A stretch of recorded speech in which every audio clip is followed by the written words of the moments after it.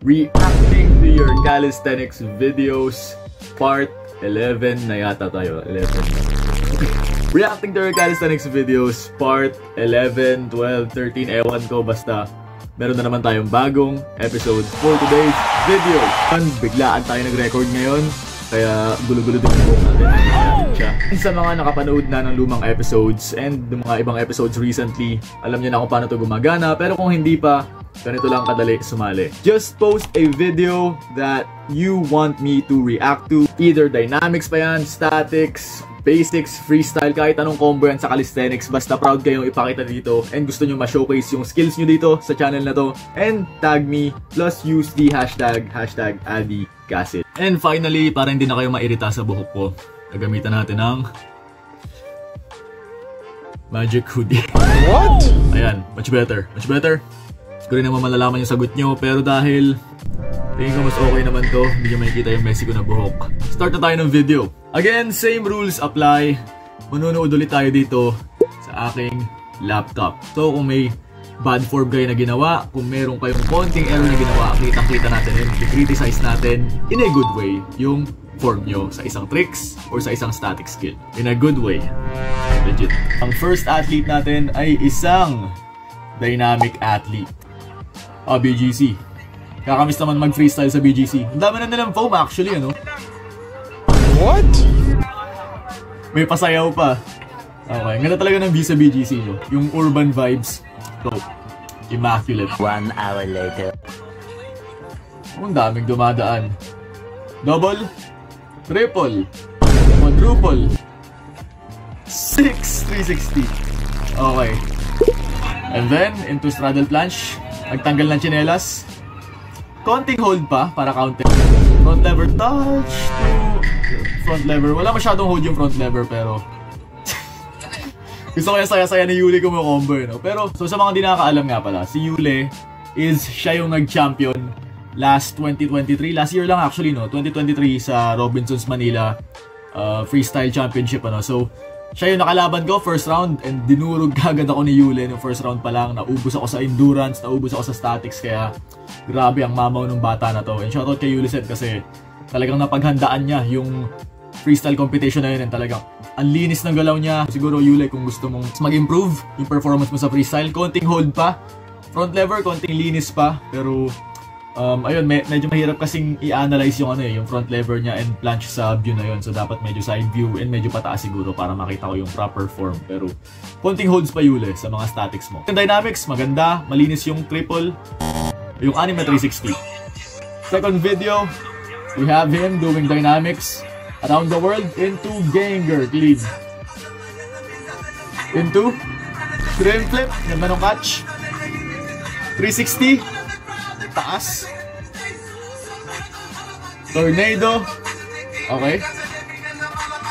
Woo! Abitin. Kala ko magsa-statics. Pero okay, yung mga dynamics ni Yuli naman, ang maganda sa dynamics niya is talagang, alam nyo yun, yung tinitira niya with intent yung buong dynamic skills niya. So for example, tumira siya ng shrimp flip, talagang sagad yung tira ng shrimp flip. For example, nag 360 siya, talagang isasagad niya yung tira ng 360, tataasan niya sadya para magbukang mas mataas yung airtime. Konting holds pa sa static skills and siguro konting ano pa, konting variety pa ng dynamic skills. Sa statics, more cleanliness sa front lever kasi yung front lever niya is kulang pa ng konting retraction yung front lever niya kasi is ganyan, no? Napapansin ko rin. Medyo nakahukot ng konting retraction pa. Kahit hindi naman sobrang retraction yung talagang to the point na naka-chest up yun na ganyan. Basta neutral retraction lang. Yung sakto lang para hindi magmukhang naka-slouch ka kapag nagpo-front lever. Kasi magmumukhang banana front lever yung front lever mo kapag pinagpatuloy mo yung form na yan. Basta konting linis lang sa form. Pero so far, maganda yung combo mo. And again, comments ko lang naman to. So bro, solid. And hopefully kayo yung magtapat ni Cedric kasi maganda-ganda laban yan. 2024 champion ng freestyle versus 2023 champion ng freestyle. Sino kaya yung talaga nag-improve? Sino kaya yung talagang deserve na manalo this year? And nga pala, not to be confused kasi yung 2024 championship ni Cedric nga pala, ibang competition yon pero freestyle competition din siya. So yung kay Yuli naman is nationals yun sa BGC. Sa Robinsons pala, rather, sorry. kung magcha-champion si Cedric this year, 2-time champion na siya sa freestyle. And kung magcha-champion naman si Yule this year, magiging 3-time champion na siya sa freestyle. And sa mga gusto nga pala mag-follow kay Yule, ito yung TikTok page niya. Make sure to give this guy a follow kasi ang ganda mag-dynamics nito, ang lakas din sa statics. And siya yung champ 2023 last year, so give him a follow, he deserves it. And then off to the next athlete. Actually a static athlete naman, and isa rin siya sa paborito kong static athlete currently, no? Warrior Static or si Neptali yata. So bro, sorry kung na-pronounce ko ng mali ah. Let's start the video. Bro is doing straddle planche push-up so clean in parallels. Finger, straddle planche, clean holds. Clean bro. Front lever pull-ups. Touch, so clean bro. Clean into press. Napakalinis ng press bro. Airwalk into full front lever. Yan yung sinasabi kong retraction sa front lever. Hindi man sobra, pero sakto lang. Full planche bro. Into press. Napakalinis ng full planche press ni bro. Into holds. May mga dancer pa sa likod. Front lever touch. Okay, malinis. Into front lever pull-ups. Ang lakas bro. And actually, natutuwa ako kay Neptali, no, kay Warrior Static, is nakikita ko yung mga equipment niya minsan. Talagang mga DIY lang, tulad nito na nakasabit lang yung resistance band sa puno, kung sa puno man niya nakasabit, correct me if I'm wrong. Pero halos lahat na equipment niya is puro DIY lang, kaya nakakatuwa rin talagang kung beginner ka, na magsa-start ka pa lang ng calisthenics tapos makikita mo siya, talaga may inspire ka mag-DIY na lang din na equipment kasi pwede naman, di ba? Balik natin ng konti. Maganda yung front lever pull-ups, malinis actually, no? Talaga maganda yung posterior pelvic tilt and then into multis. Ang ganda ng form. With bands, bro. Ang ganda ng form ng multis mo. Into full planche press, band assisted, pero ang ganda. Into back, into full planche. Ang linis bro ng hold, ang ganda ng arms. Ang ganda ng protraction, multis again. Napakalinis bro. Solid. Woo! Clean. Imagine pag nagawa mo to ng walang bands, bro. Ang ganda. In my opinion na naman to ah. Si Neptali, si Warrior Static is yung isa sa pinaka-underrated na static athlete dito sa Pilipinas. Ang ganda ng form niya. Hindi man sobrang perfect yung iba pa.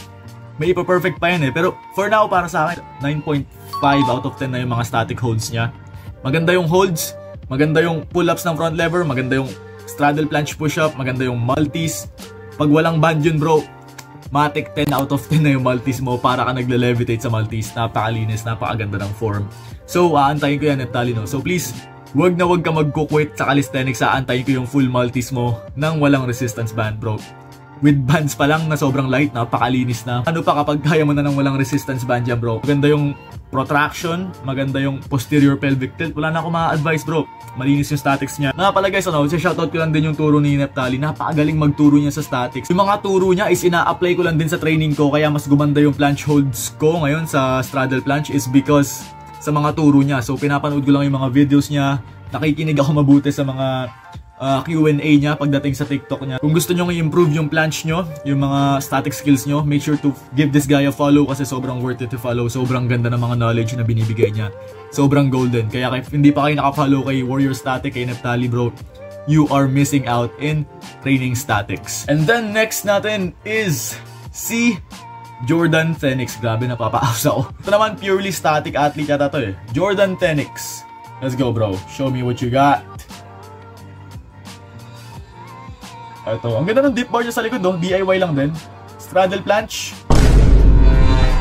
Sadya ba yun? Yung parang kumakadyot na, no? Okay. Konting, siguro linis pa ng hold sa straddle. One arm. Into straddle planche. Okay. Medyo magalaw pero maganda. Magandang progress. Wide planche. Into press. Decent press, decent. Into wide planche ulit. Press ulit. Okay, I'll give him credit for that kasi roll. Decent. L-sit. Straddle planche. Press. Ayun ang malinis na press. Yun ang maganda. Into one arm handstand, bro. Hold mo. Bro, bitin lang na konti mo. Into 90 degree, bro. Woo! Now, let's talk about yung form ni Jordan Phoenix. Maganda. Yung one arm handstand, pretty decent na rin.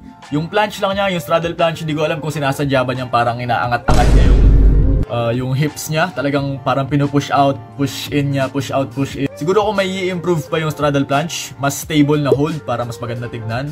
And then, 90 degree niya, maganda. Yung one arm handstand, decent naman na. Yung press niya is maganda, malinis. Kasi sabi ko nga sa inyo, mas clean yung press na sabay yung hips and legs sa katawan na umangat. Yung talagang aangat na ganyan. Ang nagustuhan ko sa combo niya is yung kalagitnaan ng combo, pumress siya bro. Napakahirap gawin nun. Kung nagsa-statics kayo and kung nakaya nyo na yung planche press, hindi ko alam kung alin na mas mahirap pa. Mas mahirap ba mag-planche press or mas mahirap mag-planche push-up? Comment down below kung ano mas mahirap. Planche press or planche push-up. Either straddle man yan or full, kayo bahala. And sa mga gusto mag-follow kay Jordan Tenix, eto yung TikTok page niya. Make sure to give him a follow kasi ang ganda rin ng mga equipment niya sa background.